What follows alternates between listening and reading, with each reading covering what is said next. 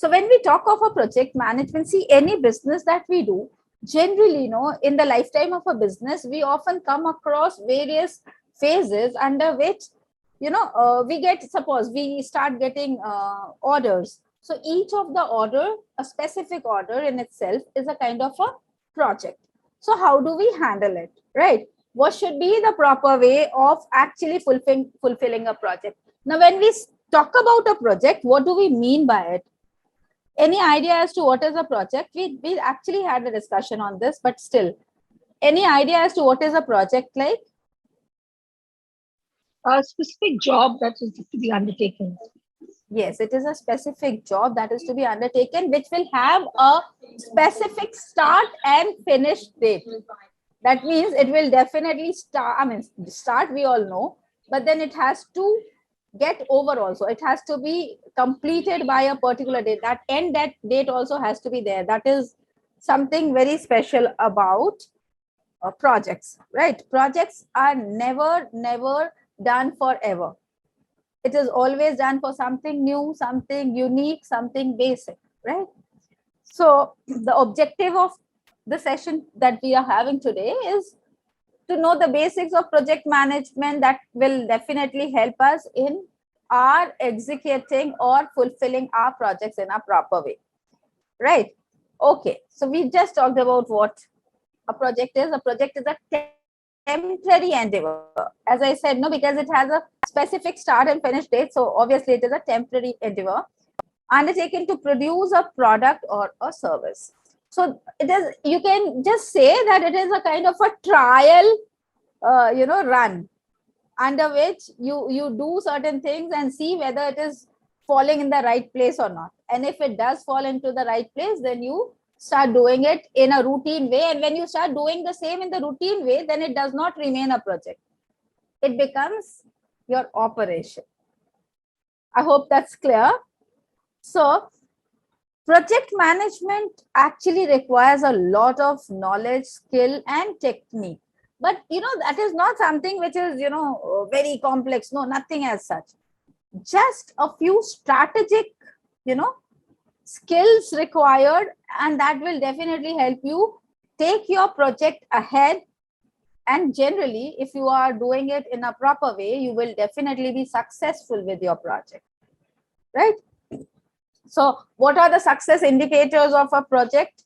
Achha, when do you think that your, project, or suppose, how do you get to know that, you got suppose an order?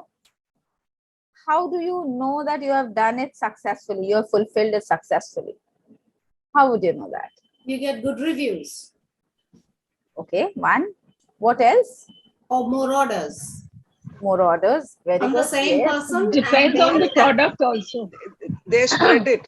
They spread the message to others also. That is like a network. It moves to the other people also. Okay. The message will be passed on to others. Yeah. And you, if it's a building project, then of course you have to go by what it looks like, how solid is the foundation, how everything is. So it depends on the product also, I guess. And we gain confidence, and we can go ahead and explore more, build up. Of course.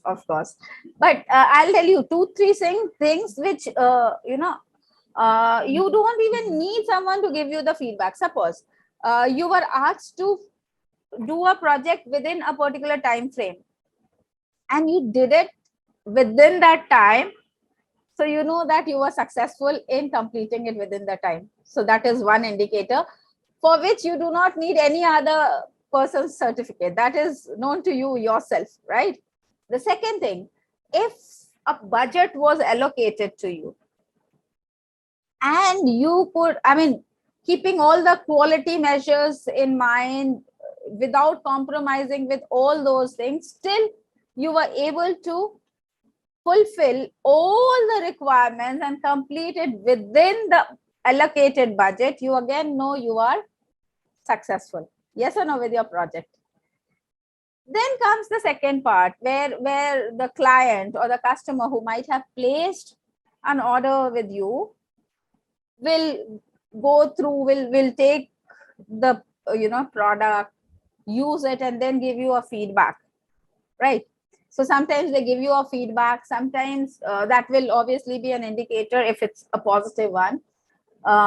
Sometimes people do not bother to give you, that you a kind of a positive feedback. Instead, what they do is they give you a repeat order, that is again an indicator, right? So if all the things that you have done actually meets the requirement of your client or customer, and they are more than happy, whatever they might have thought or expected, they might have got more than that. That is a clear cut, very, very, prominent indicator of your being very, very successful with your project, right? Okay. What is the purpose? Why do we need to manage a project? It's a project after all. It's something which is new. So we can, just do it the way we want. Why do we need to manage it in a proper way? Why is that important?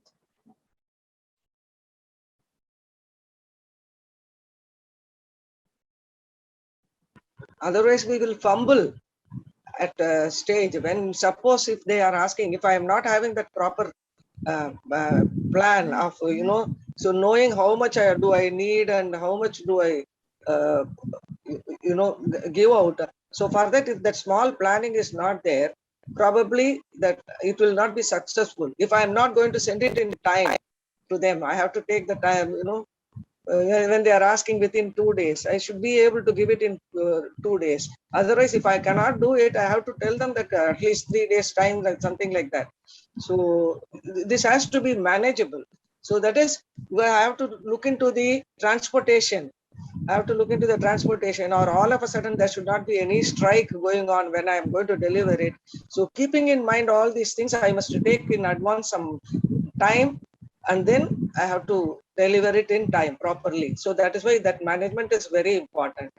Yeah, I feel so. See, projects are always done for something which is unique, something which has not been, which is unprecedented, something which has not been done earlier. If something has already been done earlier, no, then it will never remain a project. A project is because it is unique, it is something new. Might be people do not know about it. Suppose I start a project, so obviously because it's something new, so I have no idea as to what exactly is going to happen in the future or the step by step process. So we start with a general kind of a planning, and slowly as we move ahead, we get to know what we are going to face, and accordingly we keep on doing those or choosing the strategies and planning ahead. So projects need a very good management system. Why? Because projects are generally done for two reasons. Number one, to predict how the real scenario will be like. That, as I said, no, it is a kind of a trial thing where you try out that, whatever you are thinking of, whether that is going to fall in the right place or not, right? So that is why projects are done for two purposes. One is prediction. Yes, this is going to be very, very, successful. It is going to have a great future, things like that. And second is for the reason of preventions also, we on projects. Now, when I say prevention, what do I mean? Suppose it's already a running organization and we want to make a few changes to it. These days, you must have heard about overall project re-engineering. Have you heard that word ever? Re-engineering of a project. No. No. Suppose there is a business which has been running for quite a long time. It's now almost, say 20-30 years old, and things have changed all around. Technology has, advanced, and there are so many things that are happening. I mean, the environment is changing each day, in and out, and then people's aspirations are also changing. So obviously that kind of a change is required to be inculcated in that business as well. Sometimes they need to change everything right from the root, right? a rational change is required, and that change is actually known as re-engineering, because everything right from the system that they were on sewing, right from the type of operating system they were having, everything is actually totally changed. But then that is a very, very big kind of a risk. Why? Because they were already running, right? They are obviously going to incur a lot of cost into whenever they are going into a re-engineering, right? Everything will be changed. So obviously a lot of cost involved in it. In spite of that, if things do not fall in place, or due to any reason people stop liking it or don't like it, then all the efforts will get wasted, right? So keeping those things in mind, it is very important to onto these projects simultaneously. So a kind of a parallel system is developed other than what was the business, and then this developed system, the second system, goes on step by step till the time they are able to achieve the kind of objective that they were looking for. Once it is achieved, then they inculcate, then they make it a part of the running business. Till the time it is not done, so it is done on a parallel level. So that is also a project, and this project is done with a perspective of not only upgrading, but keeping the preventive measures also in mind, right? So these are a few things that we all ought to know about projects. Okay, so there are basically 3 constraints which is related to a business, a project. And what are they? Whenever you get, ma'am, Anjana ma'am, suppose you get an order, so whoever gives you an order will definitely ask you to supply the order in a particular time. Yes or no? So time is a big constraint. Yes. Time is a big constraint. Suppose all of a sudden you get an order and the person says that they want it tomorrow, right? Now your constraint would be that might be you do not even have the ingredients with you. True. Very true. So again, it will be a very, very big problem for you. So you start right at the time when you get the order, then and there you start planning as to how are you to get the ingredients, how are you to start preparing it so that you'll be able to supply it tomorrow, right? Okay. So that is one thing. Second thing, but then when we do things on an urgent basis, generally what happens? We have to compromise with various things, like sometimes the quality might be you're not getting the kind of quality that you would ideally be using for that ingredient, number one. Number two, it can be like, the cost. Yes. If you suppose had a lot of time at your disposal, you could have, checked out the cost at various outlets, could have asked the suppliers, could have taken the quotations of various suppliers and then, decided on one. But now you will have to compromise with that as well if the time is less. Yes or no? So cost is another constraint. Suppose something that you are buying is as it is costly to you are spending more on it, and what you will be getting against it will be less. So obviously, you will not be very happy about that particular project. Yes or no? So that is another, and the scope. Ma'am, when we are dealing with, food, these constraints will always be there. Of course. Because the availability of raw materials, you just cannot stock up on, onions and ginger and green chilies just like that. That's something but then, ma'am, suppose you know that you are definitely going to get some business, so you will definitely be storing, and then I'll again tell you, this is where you need to plan out things. See, you cannot compromise with the ingredients, of course, and the time that you might be getting might be very less. So what, as you said, onions might get super costly. Because so somebody firstly- was doing it before COVID, and onions they were buying for 48 rupees, shot up to 84 rupees So, no, during the onion generally, scarcity. generally what, no, those who are dealing with these things, ma'am, they have their own, place where they can actually store them in a proper way. Now, what kind of a storage am I talking about? There are various ways of preserving these things, generally the perishable ones. Oh. I don't know how well do you know, but then suppose I don't know. it's about onions. So what they do is all the bulbs along with their, stems, they buy it that way, and then they tie it together and hang it at places like a whole bunch. Oh yeah, like how they do garlic. Exactly. Uh-huh. And that is how they preserve it. So you those who actually know, they'll be requiring it throughout the term. So what they do, they buy it in huge quantity so that it is very, very cost effective to them, and then they preserve it in this particular way. But for that, they actually need a good storage, right? Yes, ma'am. They need to Hopefully, have, I'll be reaching that. I will be reaching there. so then that will be a very good option for you, right? Yes. And you will never have to invest a lot in it, And because one more you can, thing, ma'am. you can get it directly from the farms also. Sometimes you can have a representative. So when it is the harvest time, no, you can at that very time you can actually go and get it from there. Yeah. And not only that, ma'am, another thing that is location specific, region specific, as far as Kerala is concerned, and Bengal, right now not so much, is the call for hartal. Everywhere in India works except Kerala comes to a standstill. Everything Not is so closed. much nowadays. I think Oh it's yes, very much nowadays. Yeah. Yes, and that's a frightening scenario which no yes, one else sir. has to face.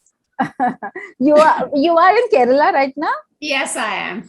Okay. And what about Kolkata, like West Bengal? How are you associated? West Bengal, I think they're not so much answering to the hartal calls as much as it was It's before. much less in West Bengal now. Yes, not so earlier much it less. was different when it was, the CPM ruling there. Yeah. So Then it was every slowly- once a month there was always a band.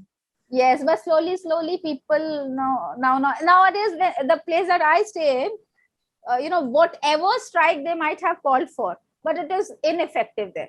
100% ineffective. Means no one actually shuts down anything for them. Where, ma'am? Where do you stay, ma'am? I am in Jharkhand, and Jharkhand, the okay. place is Dhanbad. But earlier it was, it used to have a lot of effect. But nowadays I don't see. I mean, we are very sure that no matter what band it is, but then everything will remain open. We are yet to reach that stage, ma'am. Actually, in Bombay also it's become like that. Earlier, whenever there was a call for a band, everything was shut down. But nowadays, no, hardly anything shuts down. Yeah, actually people have started realizing, they are not anymore into these things. They are more inclined towards their work. They just don't bother about any other thing. Let it be. Earlier people were frightened also that something wrong may happen with them. That was one reason why they did not come out of their house, and that made the band even more successful. But now we are frightened because of stone pelting. Yes, but nowadays they know that there is a lot of security also, so no one will be able to harm them. So that also is a confidence there. Okay, so we were talking about time. There are triple constraint in a project: time, cost, and scope. So whenever one thing is a constraint, it has an impact on the other two. Suppose I just told you, I was talking to Anjana ma'am, I said her, suppose you get an order for tomorrow. So obviously you will have to compromise with cost. So obviously what will happen, the cost might go up, right? So if the time is a constraint, then the cost might be, something higher. And sometimes the scope can be compromised. Why? I'll tell you that also. Suppose she needed, at least 2 days time for something to dry up, right? Now, because she does not have that much of time, she might be using an artificial heating agent to dry it up. I mean, hypothetically, I'm just talking about a condition. So then what will happen? Something which was sun dried and something which was artificially dried, there will be a difference in the quality, yes or no? So, yes. so the, And I might not even go for the artificially dried. I might go to the shop and buy it. The dried version. I mean, yes. So what we generally in case when we have a time constraint, the cost goes up and the scopes are compromised. Cut to, if the cost, if time is not a constraint, but the cost is a constraint, that I cannot in any case pay more than this, right? So fine. The one who will be taking the project will say, okay, ma'am, fine, but then you'll have to give me more time. So what will happen then? Might be they'll not be hiring, more people, they'll be hiring less people, start working on it. And because less people will be working on it, so it will take longer duration. So the time will increase. And sometimes even cost, because, for doing certain things, other costs were required. So because the cost was less, so again, the scopes will be compromised. So if the cost is a constraint, then the time will increase and the scope will be compromised. Now, if the scope is the constraint, that means they are not going to compromise with any of the specifications that they need for the product. What will happen? I talked about two. The third, what will happen? The time and cost. What do you think will happen? Will increase. What? Time and scope, both. Scope is the constraint, so time and cost both will increase? Yes. Cost will increase. Of course. So scope, because we are not compromising with it, so we'll be incurring all the cost required to get that done. And obviously, to fulfill everything, obviously the time required will also be more. So increase scope, if that is the constraint, then the time will be increased, cost also will increase. If the time is a constraint, cost increases and scope compromised. If cost or the budget is the constraint, then the time increases and the scope is again compromised. Okay, so what are the areas that we need to manage when it comes to a project? So as soon as a project is handed over to you, the first thing that comes to your mind, how are you to fulfill all that is required by your client? Yes or no? Within the time frame, within the cost, and with all that they need. So how are you going to fulfill all these things? So you have to, actually go into detail of each of the scopes, each of the thing that they wanted in order to fulfill it. So that scope has to be managed in a very, very efficient manner by planning it in a proper way. Second is issue management. We'll be talking about them all one by one. Issue management, what do we mean by that? See, whenever certain things are to be done, we also know that there will be a few hindrance also in between. There will be some obstructions also. There might be certain things which might create certain kind of limitations. So how will you overcome them? So all those you have to actually, while planning, while you are planning for the fulfillment of the scope, you have to think about all the possibilities of hindrances occurring from various sources. So whatever you might be doing, think about what all can happen as a hindrance over there. And if in case that happens, how are you going to handle it? Because all of a sudden you start doing everything and without thinking, a hindrance comes and you do not know how to tackle it. And then what will happen? Obviously, you will lose all your goodwill in the eyes of your client because you will not be able to fulfill what was required. So next time, obviously, there will be no repeat order, and neither will they ever, advocate you as one of the, service provider whenever someone else will ask them about it. Yes or no? I mean, if I have a very bad experience about something and one of my friend comes and asks me, I would definitely say, no, please don't go for it. Yes or no? So issues are very, very important to be managed in order to fulfill your project successfully. So issue management. The next is cost management. See, anything, and we all know almost everything, there are lots of alternatives, right? You remember when the Tata came up with Nano, the Nano car. So they said that they'll be giving it for 1 lakh rupees, just 1 lakh rupees. So, and they said that, this particular car is for those people who are generally having two-wheelers. And what they said was that, while one day the chairman of Tata Group was going on a road, he saw that, one of the family, like 2 kids and husband and wife, they were riding a scooter, and all of a sudden it started raining. So what they did was they had actually done a jugaad kind of a thing. They had 2, kind of stick kind of thing, and on which they had a plastic put, and then they went off. So seeing that, it came to their mind, to the mind of the chairman, why not come up with a product, an automobile, which will at least have covering on the top, and will be a kind of an upgradation for these people without having to pay much for it. Now, after all, it is a car, right? After all, it is a car. So how do you think that 1 lakh rupees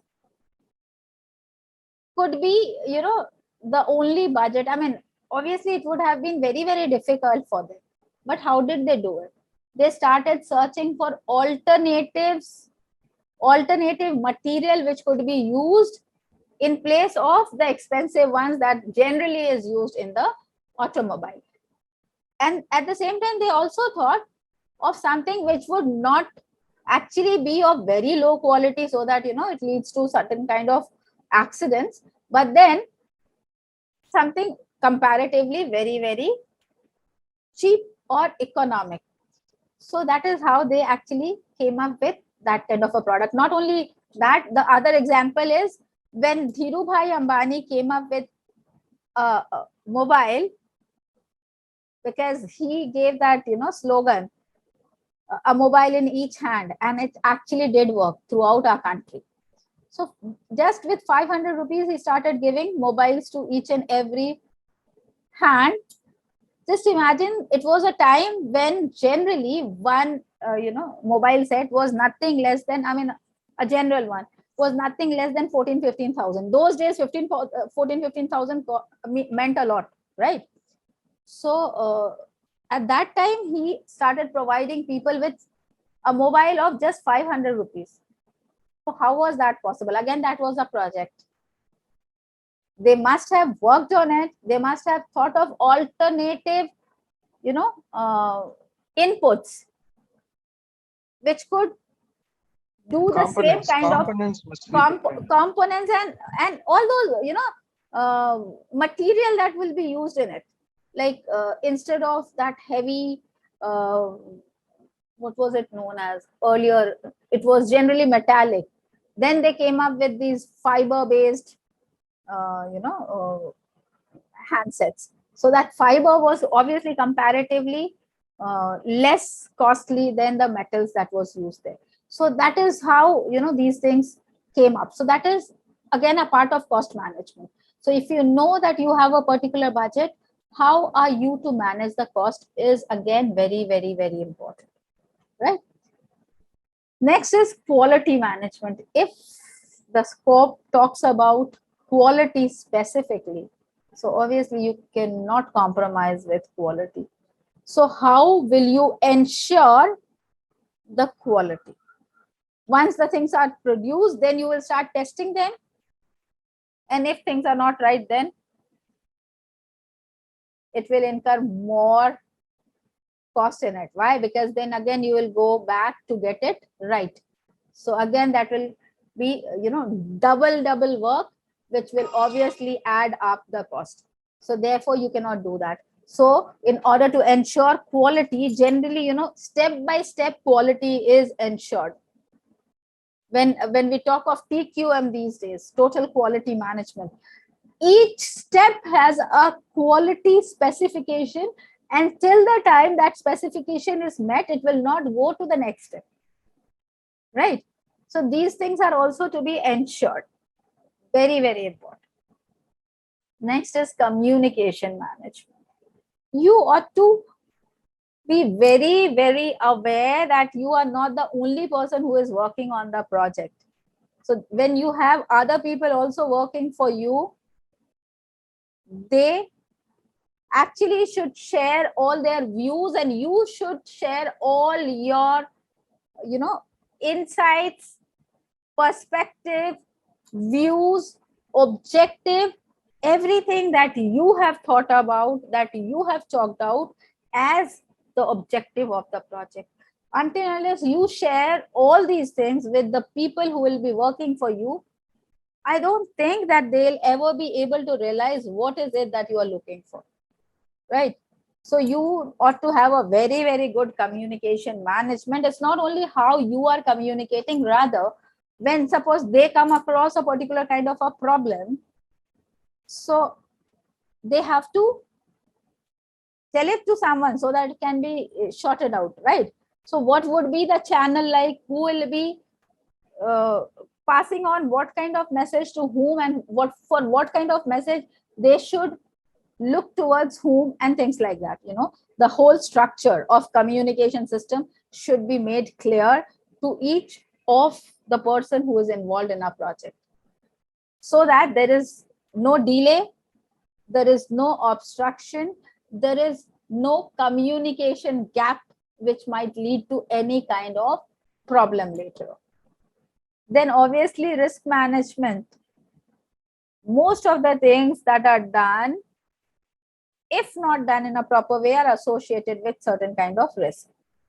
So sometimes these risks can be unforeseen also. There are certain risks which are predictable, which can be very easily identified, but at the same time there can be other risks which are unidentified, unnoticed.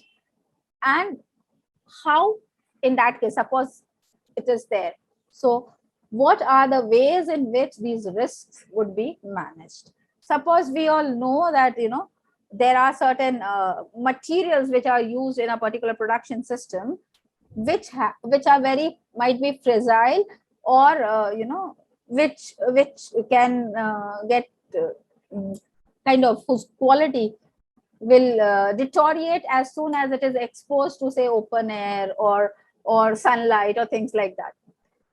So obviously risks associated there.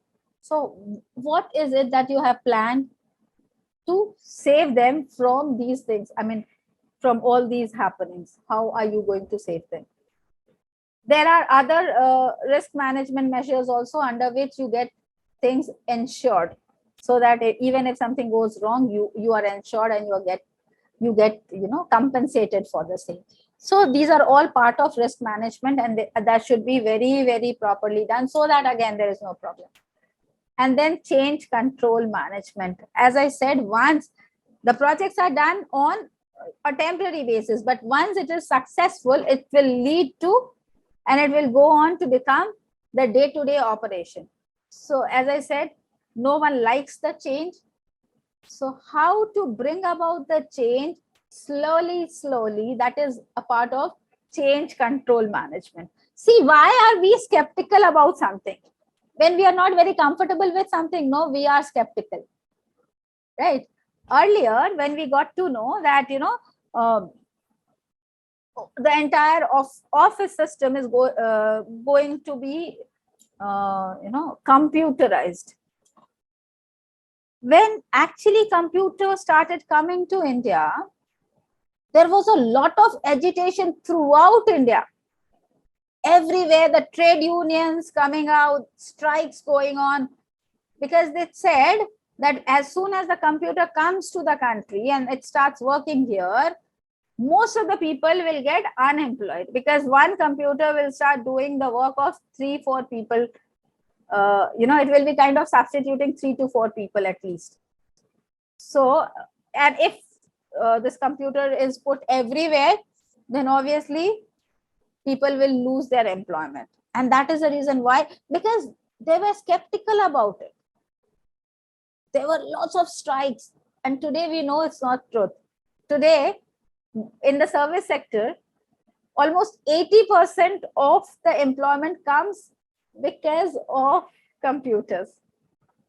Right? 80% now, understand that. I mean, it actually added to the employment rather than, making people unemployed. But then that was something that they were frightened about. And there were two reasons behind it. One, they thought, because they did not have a very good information about what is going to happen. So that was one reason why they were afraid. And the second thing was that they thought that because we do not know how to handle computers, so we'll be thrown out of the system, kind of. But now cut to. Think about a condition where the first thing that was to be done was make people aware as to what are computers and how they are going to change the entire scenario, how it would be advantageous to each and every person, and how easy it was to learn it. Right? And then start training them as to how to handle it. And once they learned about it, then if they would have said that now we are trying to, computerize everything, people would be very, very comfortable. They wouldn't have retaliated at all. So why did that retaliation happen? Because the change control management was not done in a proper way. Right? So this is very, very important for any project. Clear? Although might be it is not that useful for you all right now, but someone who is starting up, you never know. And I definitely, pray to God that you come to that level where you will definitely need to do these things, and then, it will obviously be of great help to you. Okay. So, what is very important to be known is the project life cycle. A project is, it's not something that will just start and end, right? Generally, it goes through a few phases, and these phases are very, very important to understand and detrimental in its success, right? So, project life cycle starts with obviously initiation. I said it has a certain specific start.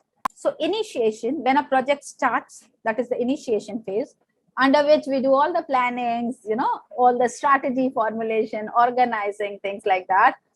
Everything is to be defined in the definition stage, because it's a project, it's something new. So as and when we move ahead, we start getting clearer picture about it. So that is the time when we actually start defining it, right? And then the proper planning is required. And once all these things are done in a proper way, then it is implemented. And once all the strategies, everything that we might have planned is implemented in a proper way, process to process, step by step, then we need to, once that is done, it actually gets completed, and then it is required to be closed. As I said, why closed? Because once this closes, then only it becomes a part of a day-to-day operation, right? Okay, so what happens in the initiation phase? As I said, all the needs are defined, whatever the client need, anyone needs, your customers need, they are all defined over there.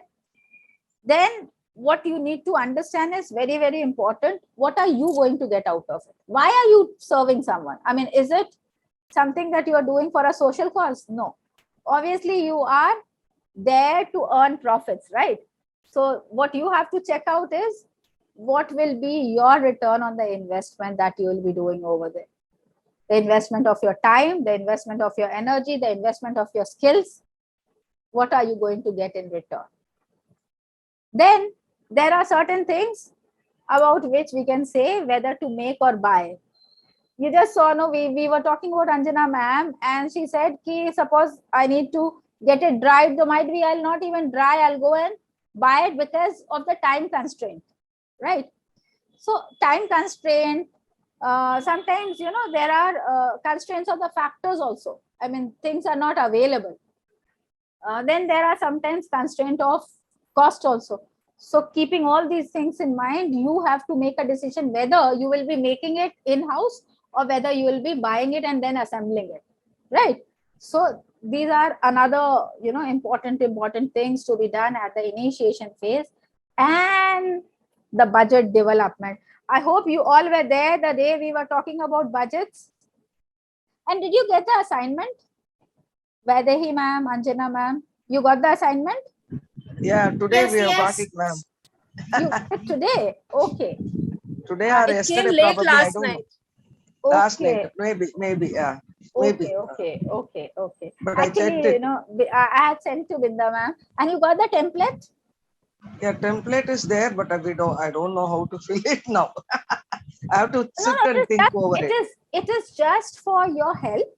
If you want to Okay. prepare it without a template, you can go ahead. You know, template is for someone who wants to use the template. Okay. Is it a fillable template? We can use the same template and fill in things?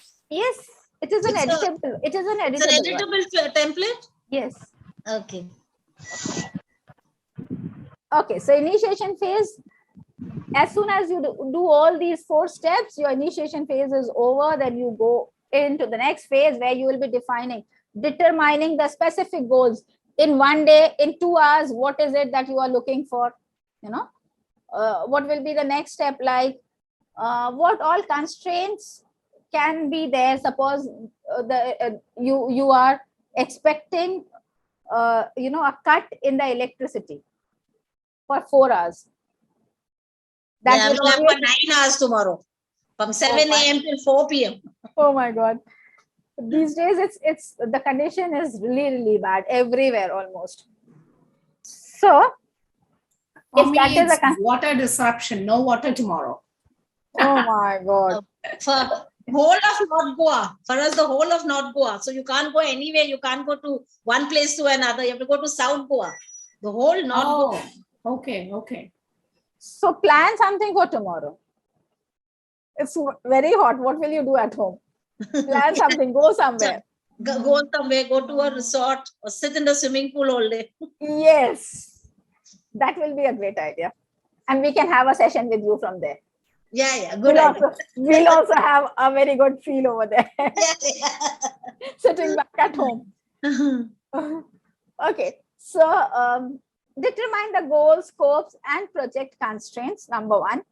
Second is identify the members, whoever will be working for you.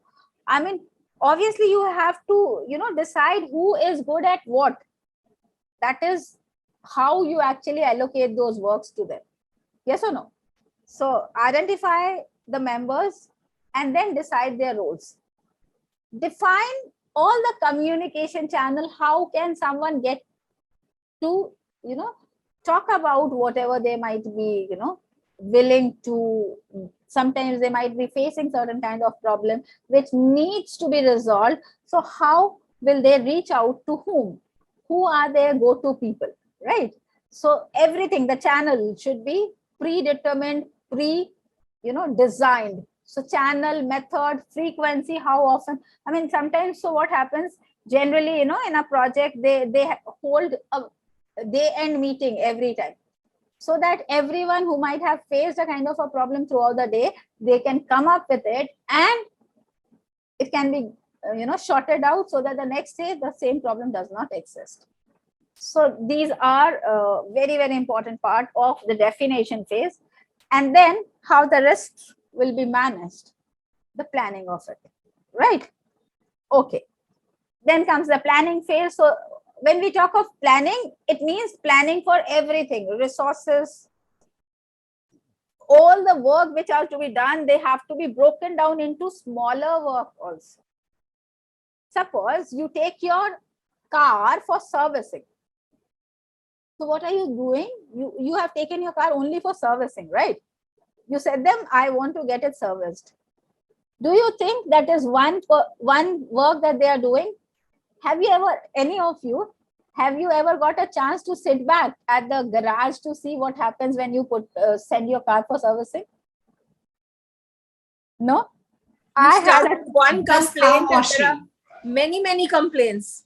yes, You they show one start thing and they come out with many more problems. yes, they start doing it phase by phase, right from cleaning the wheels to checking out the mobile in it, and then the car engine oil, everything, and then step by step they go on doing it. I mean, all the work is actually broken down.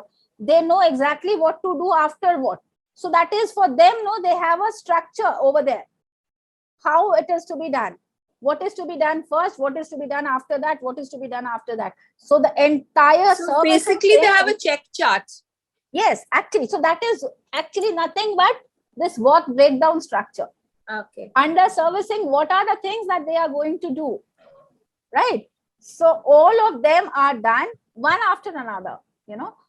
One mechanic doing one thing, the other who is specialized for other thing, as soon as that is done, he or she will come and start doing it. I mean, generally it is he only, but I have seen a few she also doing it. Right. Okay. Then the project schedule development. I mean, the exact dates, time within which a particular kind of work will be completed, so that the next step starts immediately after that. And then, as I said, quality assurance plan. So there will be someone who is expert and is responsible for the quality assurance. They also have a plan as to at what points will they be checking all the quality requirements, right? So these are very, very important part. We've already talked about them. Then comes the deployment phase, under which what happens, whoever is deployed, whoever is handed over the project, so the users are given training so that they get to know how to use what is given to them. The production review, suppose it is a food product that you are supplying to a particular, say there is a big party going on and you were given an order to supply it. Now you can only take the food over there, and suppose they have not asked you to deploy your employees over there to serve them. So then in that case, what will you do? Because they have their own people who will be serving, so you will let them know as to how to serve which of the dish, right? So that has to be shown to them. They needed to be given a training about it. So users training, and then the production review, and then obviously they can start using it. So, and then as soon as everything is done and they are satisfied, happy, it is the phase where you have to close your project. The project ends there, right? And there's a lesson learned over there. So the key to successful project management is know your project definition, understand the project life cycle, keep it very simple, seek help. There is no harm in seeking help. If you need help, don't hesitate asking the people who you think will be able to help you, right? Ask questions, enlist keep a list of your mentors who can help you out with different type of problems. Identify who you can go to in case of needs. So you need to have a list of the people to whom you can go to without any hesitation. That, see, I'm having this problem, what should I do with this, right? So chalk them out, and of course respect your team, because they are the ones who will always be there with you, right? So if you respect them, in return, they'll give you some much more than what you might have ever thought of. So respect your team and listen to your customers properly so that you actually understand what they want. Otherwise, it will just be a presumption. Discern the inputs, leverage all the templates. If people are not comfortable, as I said, no, I had also sent you a template. Prepare yourself, plan. Yes, that is it. With that, we come to the end of it.